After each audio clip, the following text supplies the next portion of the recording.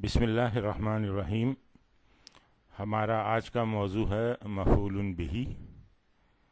مفعول بہ سے ہم پہلے بھی واقف ہیں، آج ذرا اس کو تھوڑا تفصیل سے دیکھیں گے اور مختلف انداز سے۔ مفعول بہ وہ اسم منصوب ہے جس پر فعل کا اثر ہو، یعنی کام کرنے والا فاعل اور جس پہ کام کا اثر ہو رہا ہے وہ مفعول بہ۔ مفعول بہ کی مختلف صورتیں ہو سکتی ہیں، یعنی مفعول بہ اسم ظاہر ہے یا ضمیر کی صورت میں ہے، فاعل سے پہلے آ رہا ہے بعد میں آ رہا ہے۔ مفعول بہ کتنے آ رہے ہیں، ایک ہے، دو ہیں، تین ہیں، یہ ساری چیزیں ہم اس سلائیڈ میں دیکھتے ہیں۔ پہلا ہے جیسے اسم ظاہر۔ اسم ظاہر میں یہ مثال ہے ضربا زیدن۔ اب یہاں یہ ضمیر کی صورت میں نہیں ہے بلکہ یہ اسم یہاں پہ ظاہر ہے، اس نے مارا زید کو۔ تو ایک صورت تو یہ ہوگی۔ دوسری صورت یہ ہے کہ مفعول بہ ضمیر کی صورت میں ہو، تو ضمیر کی صورت میں جب ہوگا تو وہ فعل کے ساتھ اٹیچ ہو کے آئے گا۔ ضربہ، یعنی ہو یہاں پہ مفعول بہ ہے، زیدن، زید نے مارا اس کو۔ جو مفعول بہ جاننے کے لیے آپ سوال کریں فعل کے اوپر کس کو یا کیا، تو اگر جواب ملتا ہے تو پھر وہ مفعول بہ کی صورت میں ملے گا۔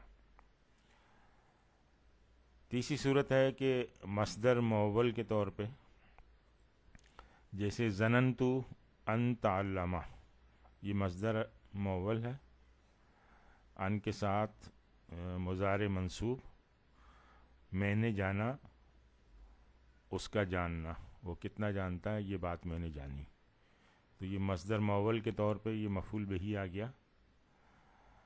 اسی طرح سے مفعول بہ جو ہے وہ پورا جملہ بھی آ سکتا ہے۔ مثال ہے اس کی علمت انکا مجتہدن، یہ پورا جملہ اسمیہ جو ہے یہ انکا مجتہدن، یہ مفعول بہ کے طور پہ آ رہا ہے۔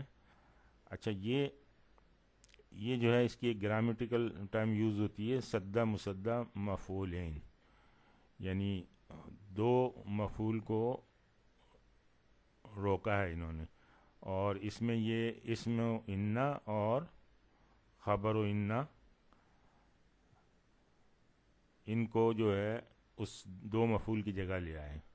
اگر یہ جملہ اس طرح نہ ہوتا بلکہ یہ ہوتا علمت کا مجتہدن، تو یہ دو مفعول کا اور مجتہدن ہوتے اس کے، تو اس کا اور مجتہدن کی جگہ پہ یہ انا کا اسم اور انا کی خبر لے کے آئیں، اور یہ پورا جملہ اسمیہ پھر مفعول بہ بن گیا۔ اس طرح حرف جر کے ساتھ اللہم اغفر لزید، اے اللہ زید کی مغفرت فرما، تو مغفرت فرما کس کی؟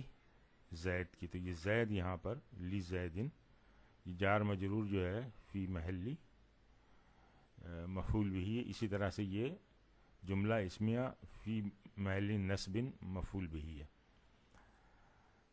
پھر دیکھیں گے عام طور پہ فاعل کے بعد آتا ہے مفعول بہ، لیکن یہاں دیکھیں فاعل سے پہلے بھی آ رہا ہے، جیسے ایاک نعبد، کلام میں زور پیدا کرنے کے لیے ہم تیری ہی عبادت کرتے ہیں۔ پھر دیکھیں کہ یہ دو مفعول جو ہے وہ بعض افعال کے ساتھ استعمال ہوتے ہیں۔ مثال دیکھیں آتیت الفقیرہ درہمن، یہاں پہ دو مفعول بھی ہیں، ایک ہے الفقیرہ، دوسرا ہے درہمن، میں نے دیا فقیر کو درہم۔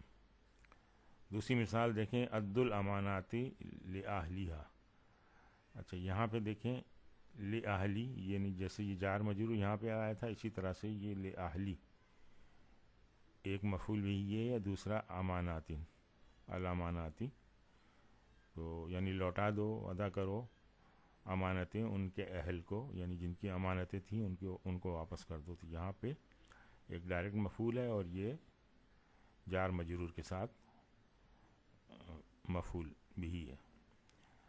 اچھا پھر تین مفعول ہے جیسے علمتو کا ایک مفعول بھی یہ کا. ذاکا یہ ذاکا جو ہے ذالکا کا مترادف ہے, ذاکا بھی استعمال ہوتا ہے. اور مہمن یعنی جو کچھ, تو یہاں تین مفعول ہیں کا, ذاکا اور مہمن. مزید اس کی مثالیں دیکھتے ہیں. ضربا حامد زیدن, مارا حامد نے کس کو مارا؟ زید کو. اس طرح خلق اللہ الانسان, اللہ نے تخلیق کیا, پیدا کیا کس کو؟ یہ سوال کریں تو جواب ملے گا مفعول بھی انسان کو. اس طرح ظلمتم انفسکم, تم نے ظلم کیا اپنے آپ پر. انفسا یہاں پہ مفعول بھی ہے اور مضاف بھی ہے اور یہ پھر مضاف الیہ ہے. قتل داؤد جالوتا, جالوتا جو ہے یہ یہاں پہ مفعول بھی ہے, قتل کیا داؤد نے جالوت کو. ارسلنا فیکم رسولا, رسولا یہاں پہ ارسل کا مفعول بھی ہے, ہم نے بھیجا تمہیں میں سے ایک رسول. اس طرح وَإِذِ ابْتَلَىٰ إِبْرَاهِيمَ رَبُّهُ, یہاں پہ ابراہیمہ جو ہے یہ مفعول بھی ہے اور اس کا جو فاعل ہے وہ ابتلا کا فاعل جو ہے وہ لفظ جلالہ ربو ہے. تو یہ ابراہیمہ دیکھیں پہلے آیا ہے اس میں, کیونکہ یہاں ابراہیمہ کو ایمفیسس کرنا تھا کہ یعنی رب نے آزمایا ابراہیم کو, تو ابراہیم کو بتانا تھا, ابراہیم کو ایمفیسائز کرنا تھا, اس لیے ابراہیم کو پہلے لیا ہے.